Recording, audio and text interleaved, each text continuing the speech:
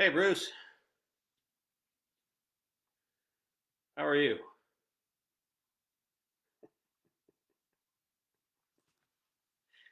I need a haircut.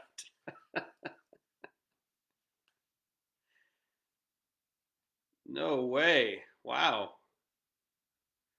Hopefully you're not driving.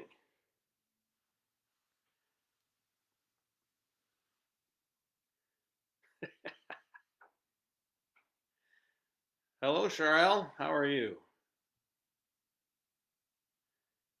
Uh-oh. What do you want to what do you want to hear? I play a good warm up.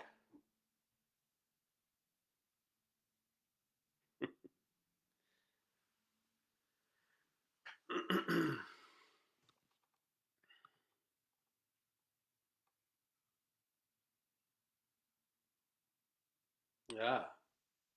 Okay.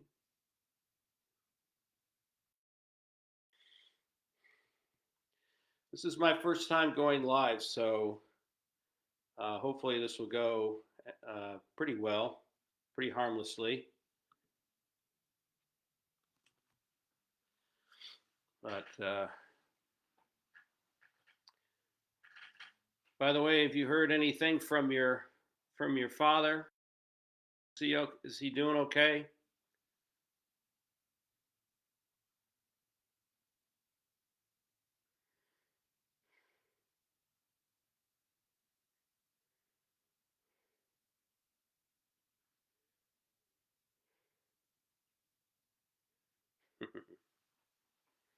Nothing yet.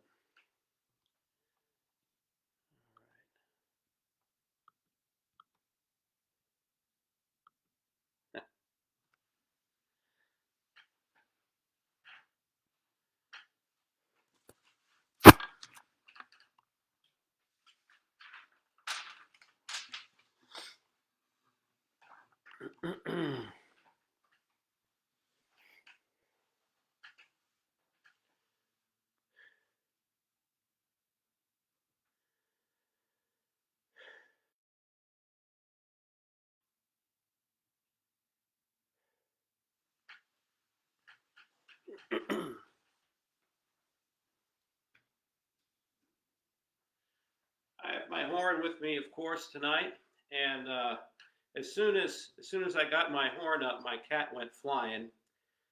She's actually okay with it, but she usually just kind of keeps her distance. But I was going to play a little bit for you guys at some point.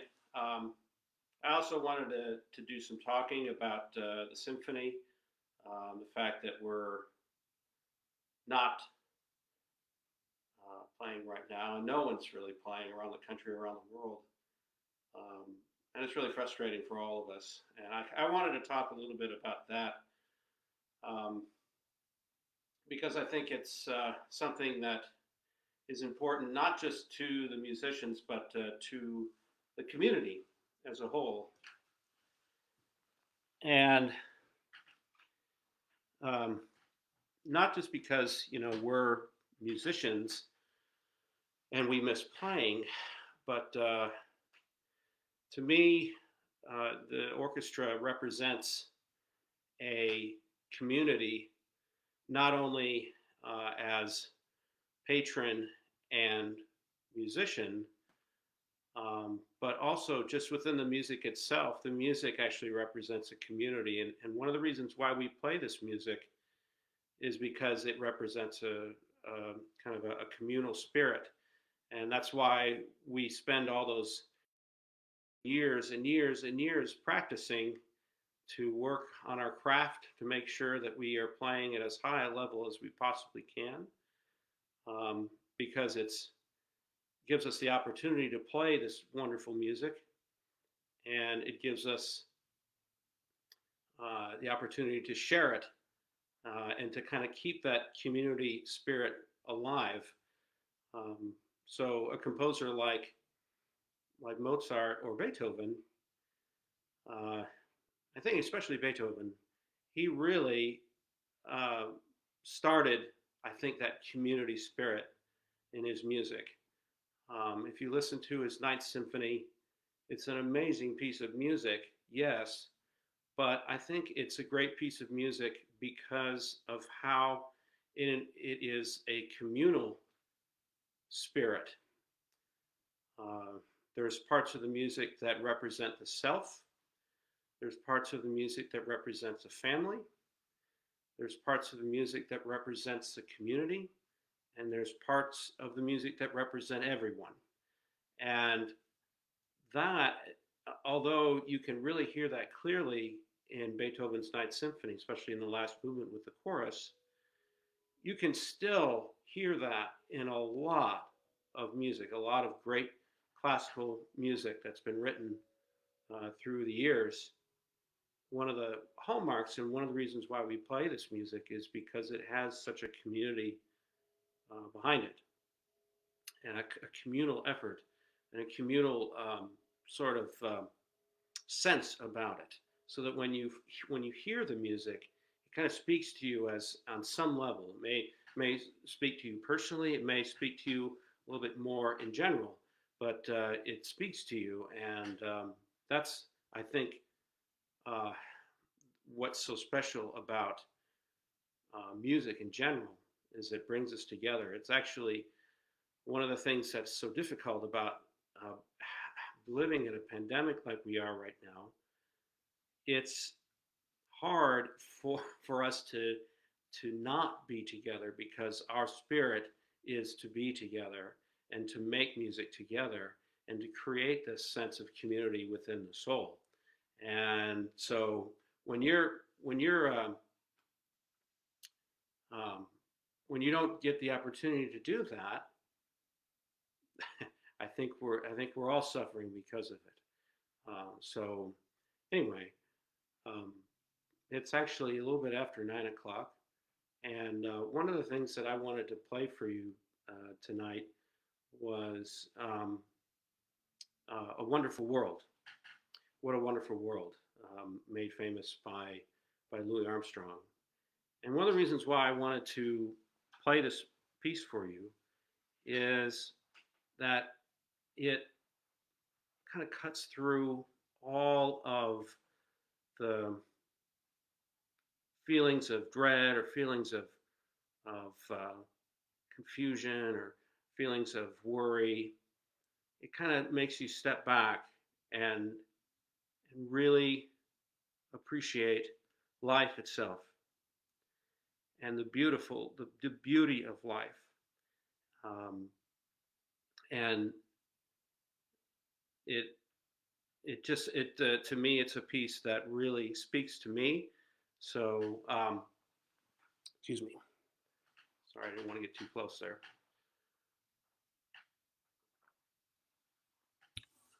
But I wanted to play that for you, and let's just start this with a nice communal piece like this. So we have the I Real Pro rhythm section. They are a wonderful group. They play with impeccable time, but they're kind of boring. But we'll listen to them anyway. So let me play for you.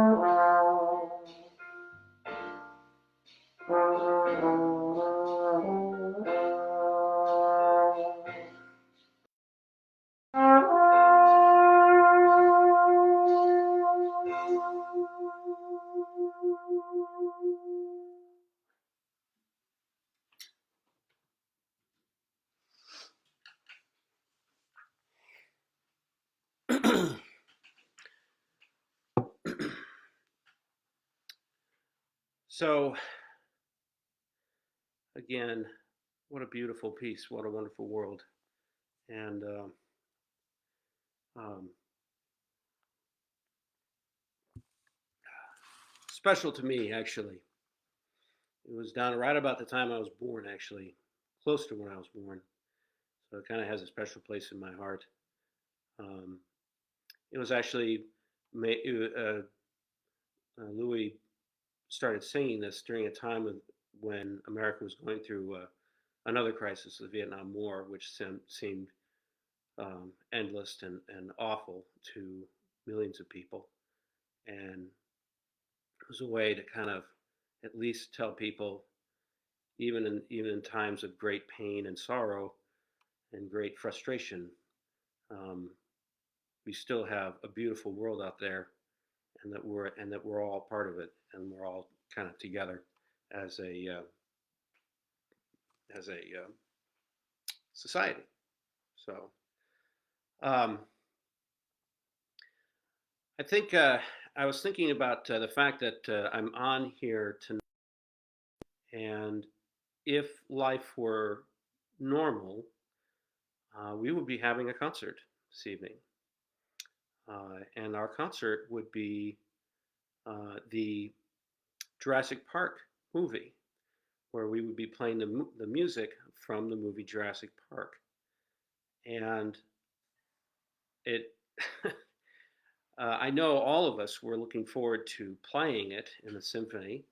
And I know I had heard from many of my students as well as people around the community that they were looking forward to this concert as well. And I hope that we can reschedule and play this sometime in the future when we get back to normal, because it's a great score for us to play, a great challenge for us, and it's a really fun movie and scary for young people, but it's still a great movie.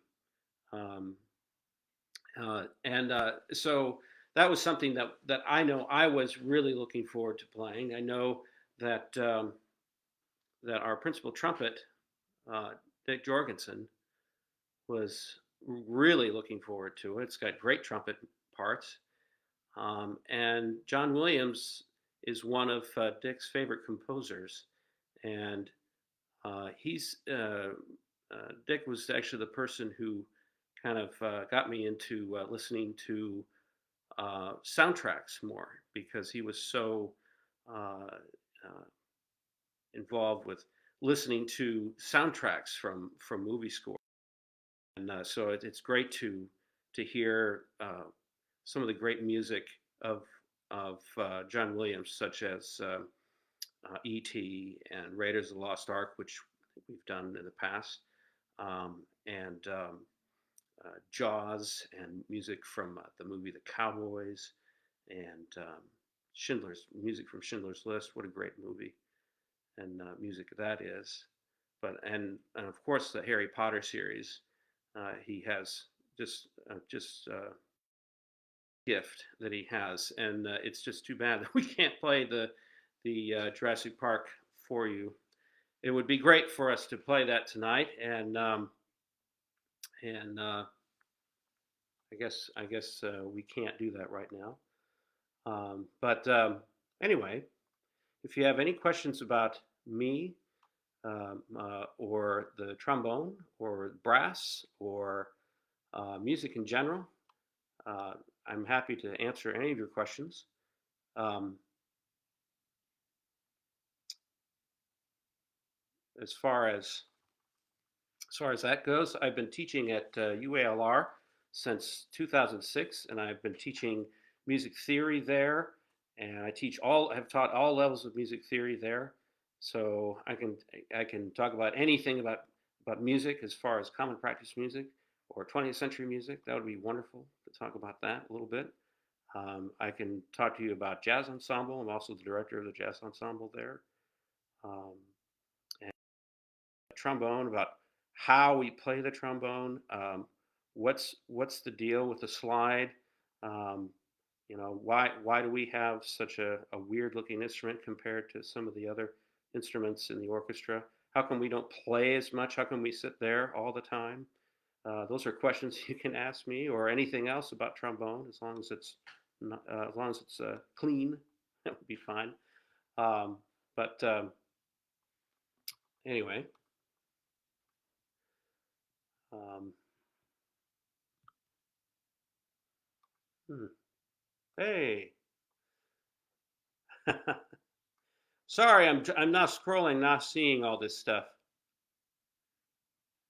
Good. I'm glad that Bruce. I'm glad your dad's doing okay.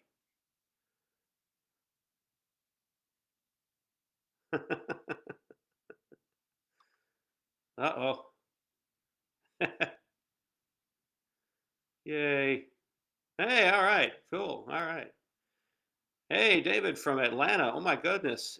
Somebody from Wisconsin. Ellen. All right. All right. Cool. Go Bucks.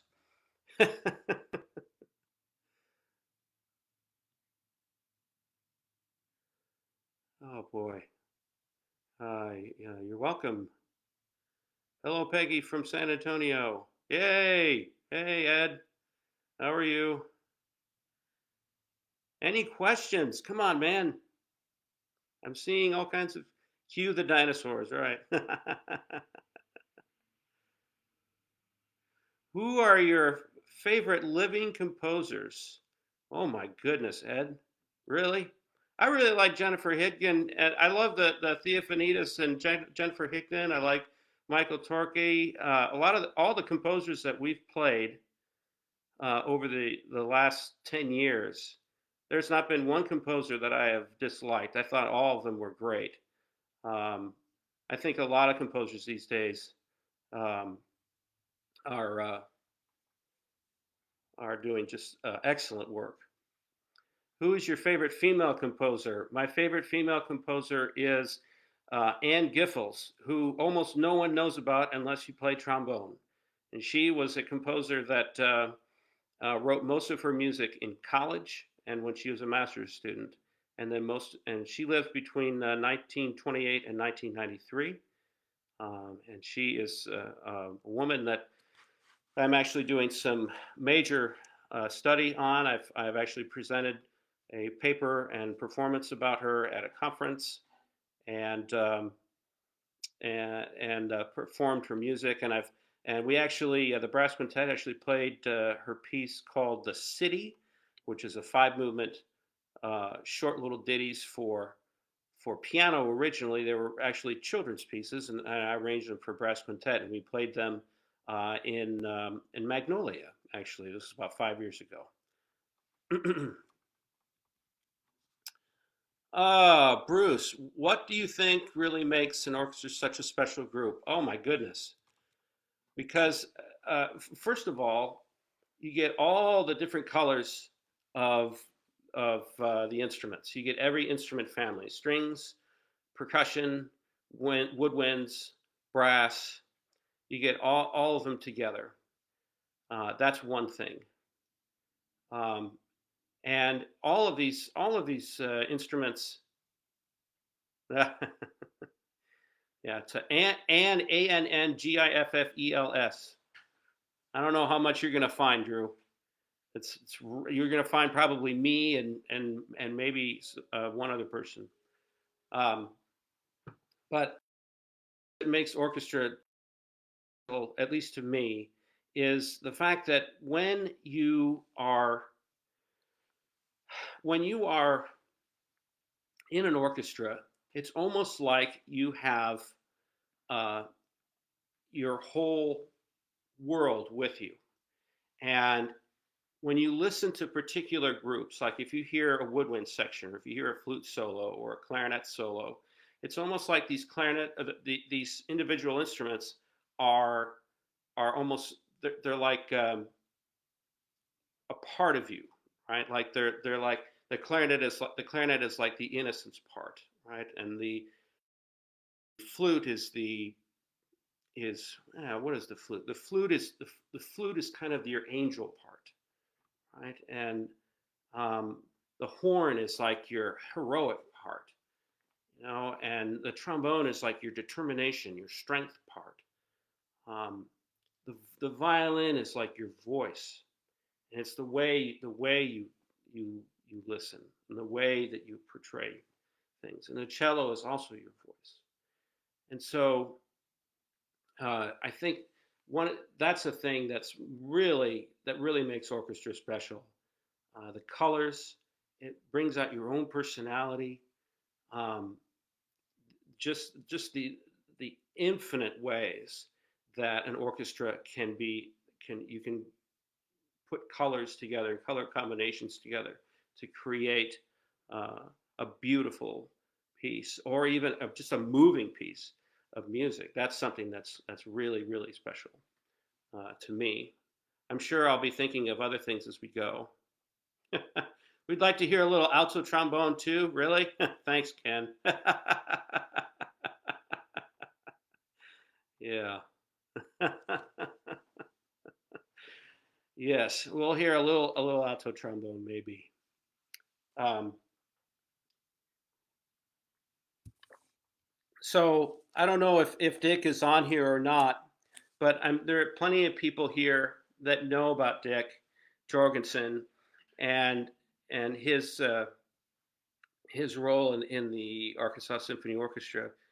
Dick has been a member of the Arkansas Symphony since 1976, and he's been playing in the orchestra longer than I've been playing trombone. And yes, the tuba gives you a velvety dark chocolate hug. Very nice. I like that. But this weekend would would have been Dick's last notes with the orchestra, and I I can't I can't sit here and just blather on about whatever without taking a large part of this to recognize um, Dick's contribution to the orchestra, Dick's commitment to the orchestra, and how many lives he's touched over the years as a member of the Arkansas Symphony. Um, I joined the orchestra in 2003, and it doesn't seem like that long ago. Now I would be finishing my 17th season with the symphony. Um, but Dick, he's got 44 years in as of this year, and I just wanted to. I wrote a bunch of things down about Dick, and I wanted to maybe talk about him a little bit. First of all, we all know that Dick has almost everyone that he's come in contact with knows that he's a regular member of the Interlochen family. That every summer he has gone to Interlochen since the mid '60s. I think it's been either '62 or '64 or even before. But he's been a part of Interlochen for every summer since the '60s at least, and um, he this I'm sure he's really really um,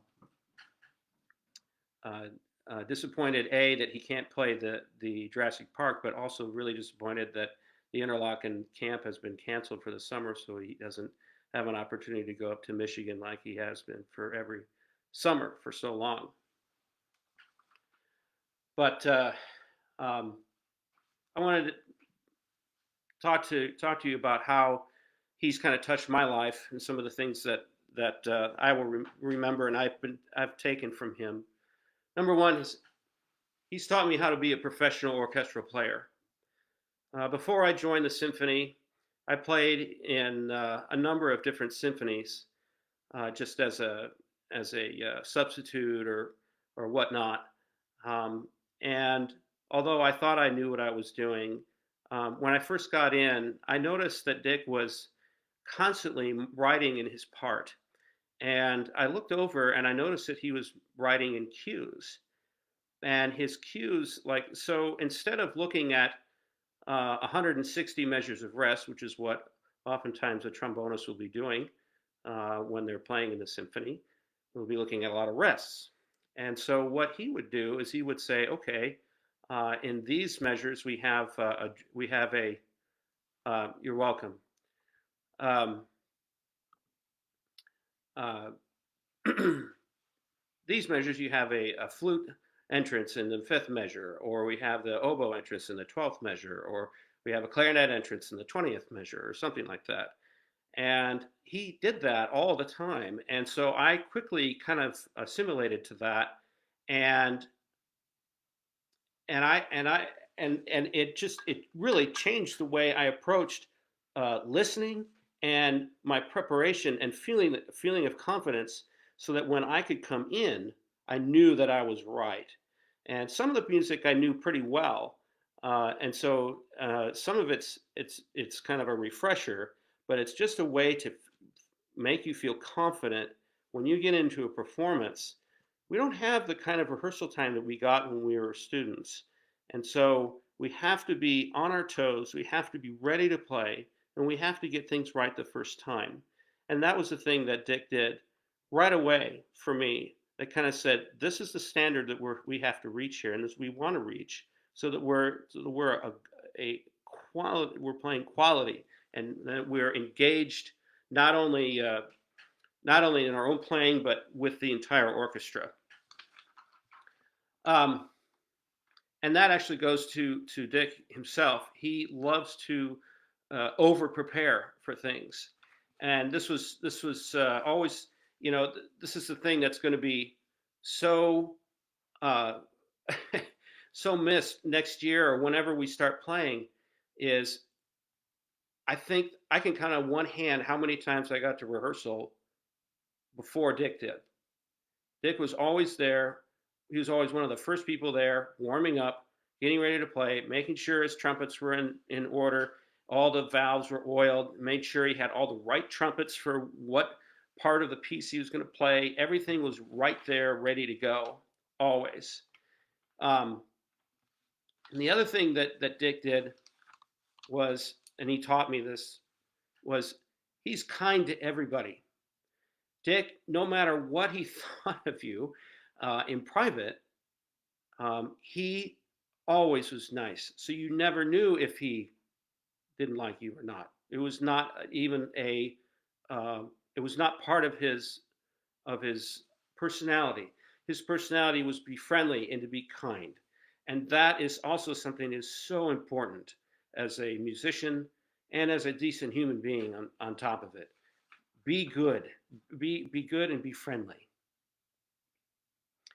To that end, as far as being over prepared, at the beginning of rehearsals in the fall, like our first Masterworks concert, I would look, I would get to my chair and I would see a pencil on my stand.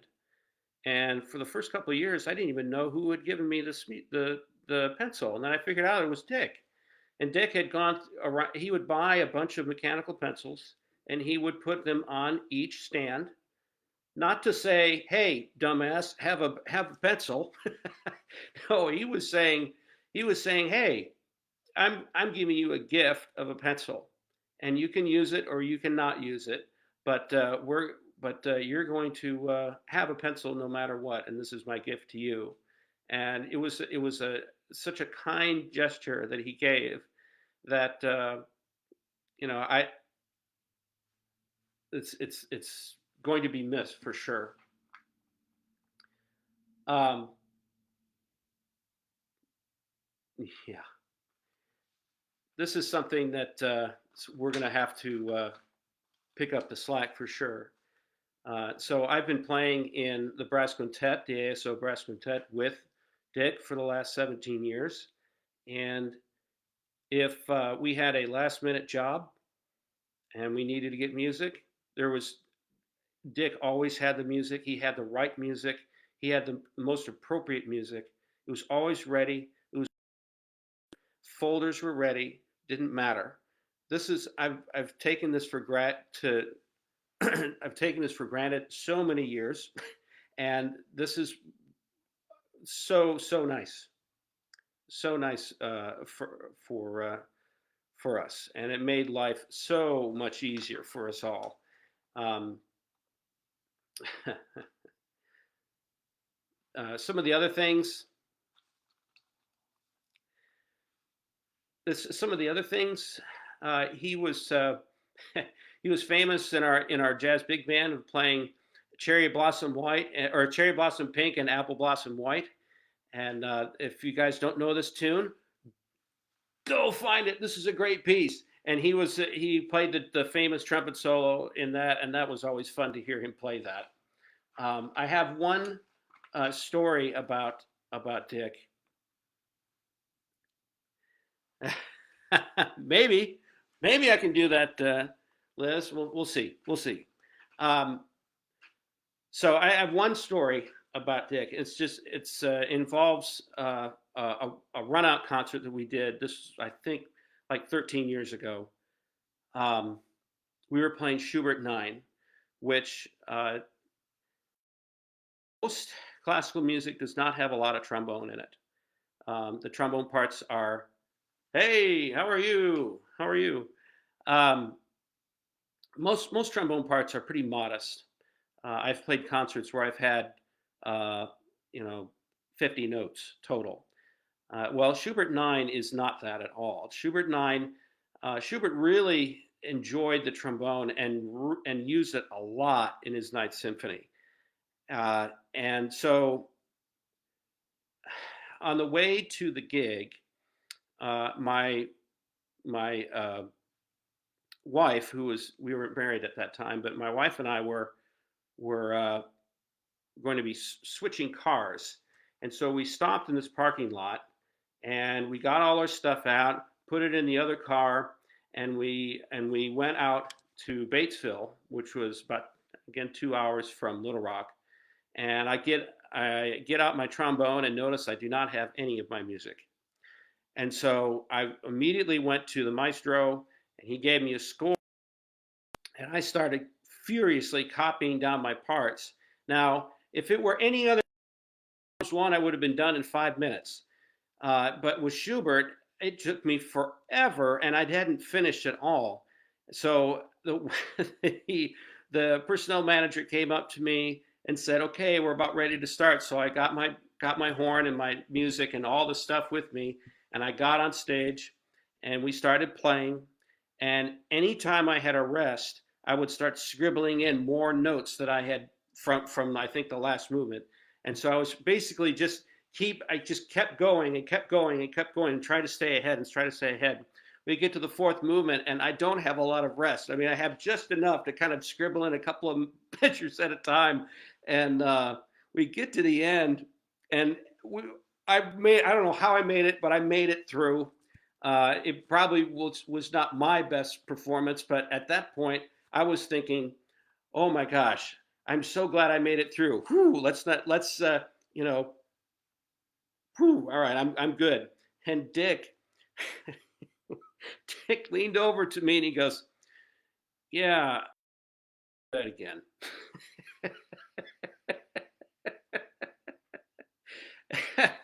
And he was clearly really flustered by what I had been doing, but he still was nice, even in something like that where I knew that I was annoying him to no end during that performance. But anyway, that was um, that was that was the one thing about Dick. You know, he was always just so uh, uh, even, consistent. You know, we always knew that we could count on him for anything. So, what did I say here? He gave me an opportunity to play in a great orchestra. Right? He was on the committee to hire me. I will forever be grateful for him to that. And but also be grateful for all the opportunities he gave me, his trust, his faith. He has made me a better player and a better musician. been great to play with Dick for all these seasons, and I will miss you greatly. I know my wife and I will miss you very much after our Sunday night concerts because we don't we won't have a chance to see you after the concert at our favorite watering hole. So, any questions? Any questions anywhere? Oh, Boston. I mean, I can play. Hey, Jill, how are you? It's good to see you. And Cindy, it's great to see you too. Um, let me. One of the things that we try to. I'm going to try to do something. I don't. Well, forgive me if I make a note mistake, but let's see. Liz, is there anything in particular you would like to hear?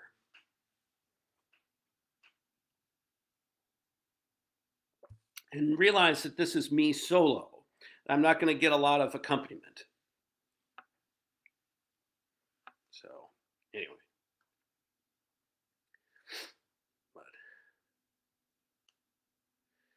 yeah, I can play something from Star Wars. I could play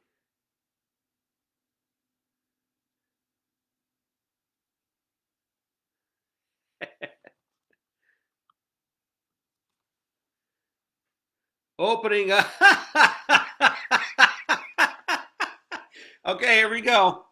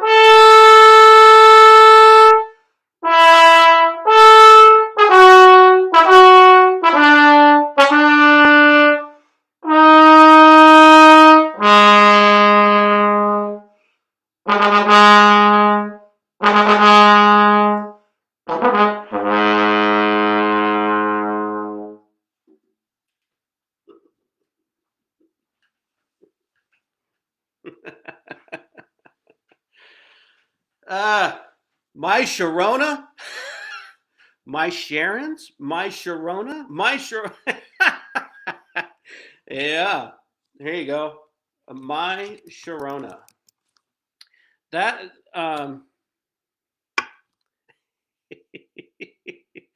that okay. Well, what is that?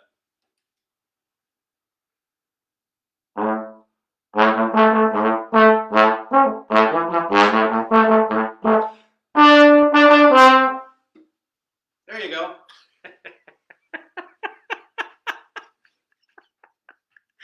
Yeah, doesn't really work with just one person.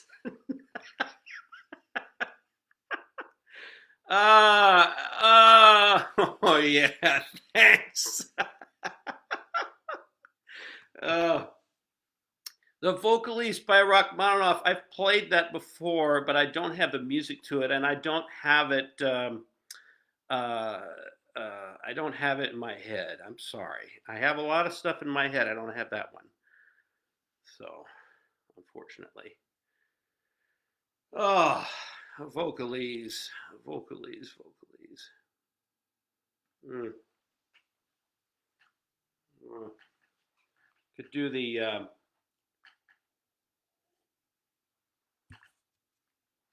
I could do the one of the pavans.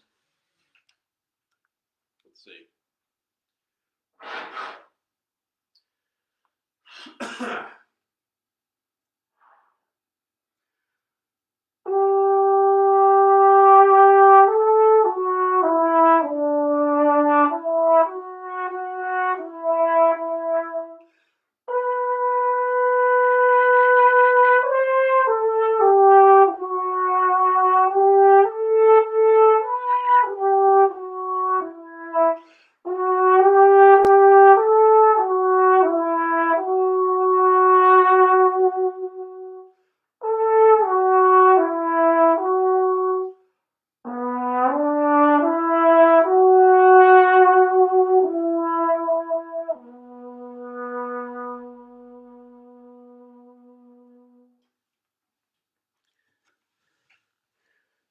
How about that, Jill?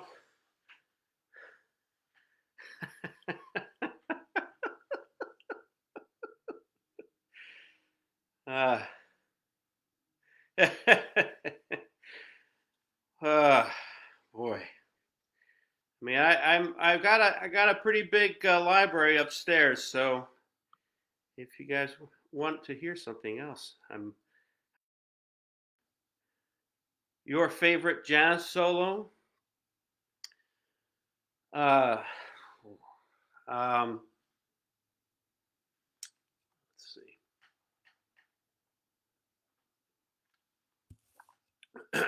I'll tell you what, there, Ed. Thank you, Jill. Favorite Mahler excerpt. Okay, I got a couple here. Stardust. I can play all of those, all right? All right, so for Ed, I'm going to do Ed's first, and that might help with Carla's choice as well.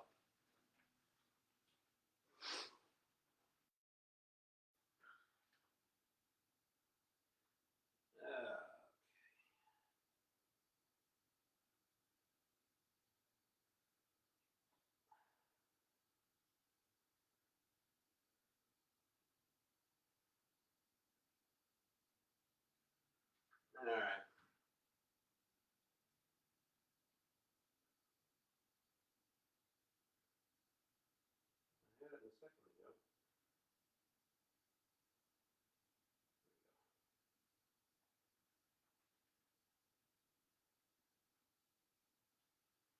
Okay, sorry. I had to cue up the piece, so I can play my.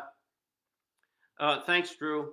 I'm going to play Ed your favorite jazz trombone solo. So what I'm going to do is actually I'm going to play a piece that I wrote for my wife called "A Flower in the Snow." So that will do for the maybe for two things. I don't know. So all right, hold on here. Let me. I've queued it up, or I'll go ahead and play it.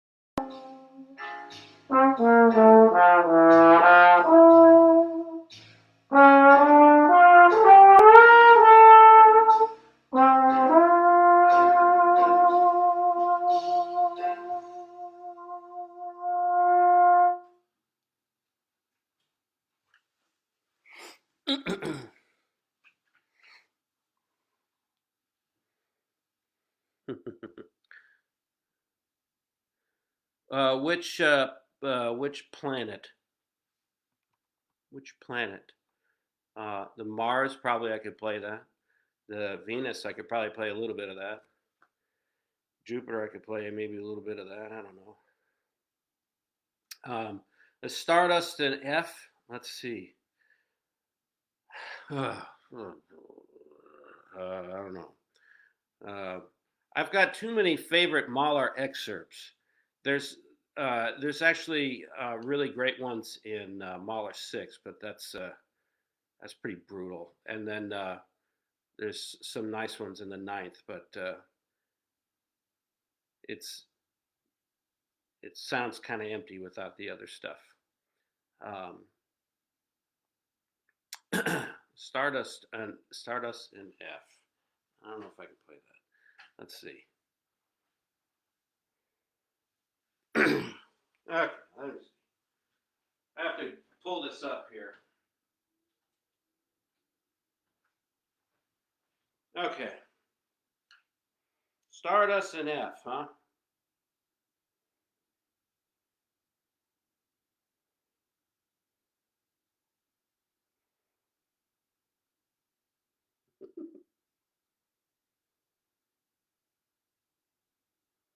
Oh boy.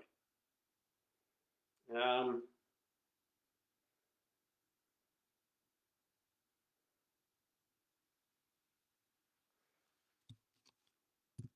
yeah, okay. Another ballad.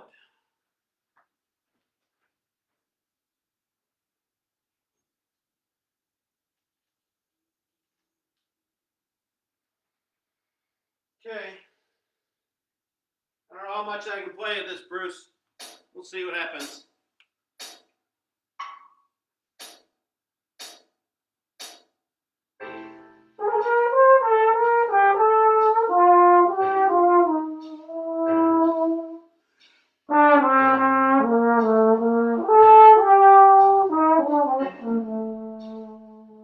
That was kind of that.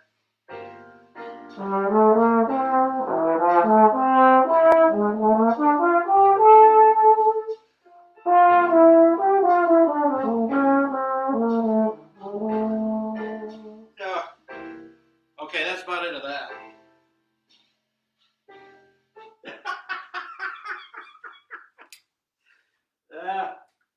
It's been a couple of years since I played that. I actually played that quite a bit when I was 23, 24 years old, but nothing. Jupiter, woohoo! You're welcome. The middle solo. Wow. Okay, that'd be good. Stardust in E sharp. Okay, yeah, I did that. I did the Stardust. That was okay. That was all right. Something Sati. Okay.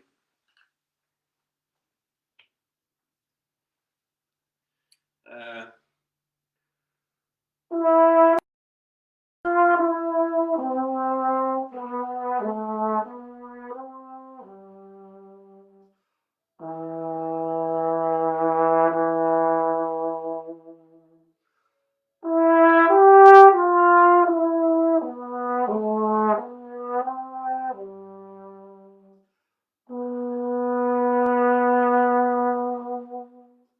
how about that?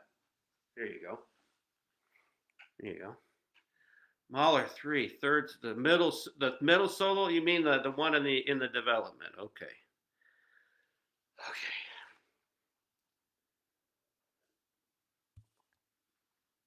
For some reason, it takes a lot of water to play a trombone. Not so much for or cello or bass, but or percussion. It doesn't take a lot for percussion either, unless you're playing a certain percussion instrument. But it takes a lot. I think the articulation is what it gets us. All right, the Mahler 3 second solo. So it's the middle solo. It's a nice, pretty solo. This solo is actually the solo in which it's sort of a lament because what's happening in the piece at that point is that there's actually two the symphony is called Pan Awakes, and then Summer Marches In. And the Pan character in this Mahler 3 is actually two, it's kind of a dichotomy. It's both like the Apollinian Pan, which is the order and the structure of the universe, and then the Dionysian Pan, which is the uh, live free, live, just anything goes kind of Pan. And so the Apollinian Pan is coming to grips with the fact that he can't be the he can't be the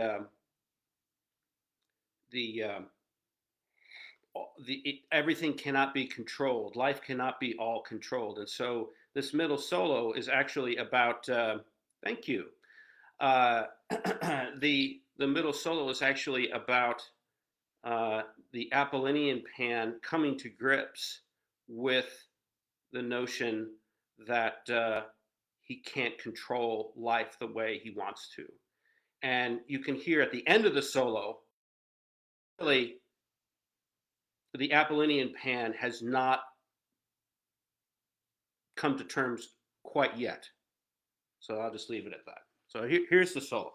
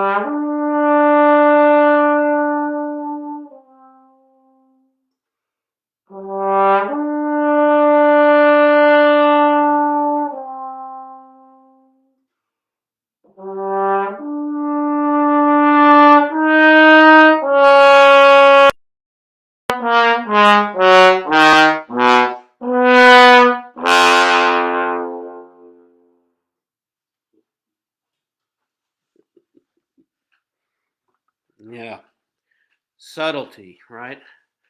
Um, whew, that's something that requires a lot of practice. So that sounds okay, uh, but anyway, Doxy.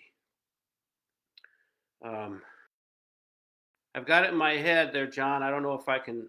I don't know if I can pull it. So, um,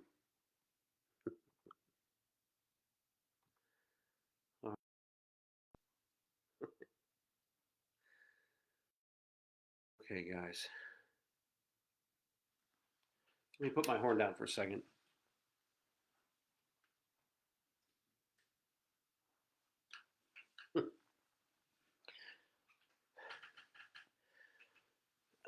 So let me end by just saying that it is an honor and privilege to be a part of the Arkansas Symphony.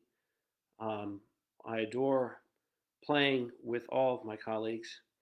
It is an honor to play alongside of you, and I feel kind of like a very lucky person because um, I was nowhere near being able to play with any of you guys when I was in my younger years. I didn't take music seriously like I should have when I was a younger person, and so I worked really, really hard to try to catch up. And it is just an honor to play music with you. And you're welcome, John. I appreciate that. Um, and it's music is a special thing, and it's a gift that we get to share all the time. And it's I wouldn't have it any other way. Been doing this for 35 years almost now, and it's just an absolute joy to be able to share music with people and to work on your craft and make sure that you're playing as beautifully as possible. Um, but anyway, Uh, I tend to be a sort of a serious person about music, and I can sit and talk about it forever by myself. I guess I'm not by myself. I'm with you guys on the web here. I feel like I'm on the radio or something like that. Um, but anyway, I think I'm going to sign off for tonight. It's been going here for about an hour or so. This has been great. I'm so happy to be able to play uh, music for you guys this evening, and thank you guys for being around. We all miss playing with the symphony, and we all miss making music for all of our patrons. And we just hope that this pandemic will end, where we can kind of return back to where we can share and where we can give each other hugs and not feel bad, and we can be close, and we can and make great music and share. So with that, I think I'm going to end it for tonight. And it was great to do this. Hope to maybe do this again at some point. It's kind of fun. Hopefully, we'll do this with my wife Carla, who I met in the orchestra 17 years ago, and it's great to be able to share our lives together, thinking about music a lot. So, anyway, thank you so much for being a part of this, and good night.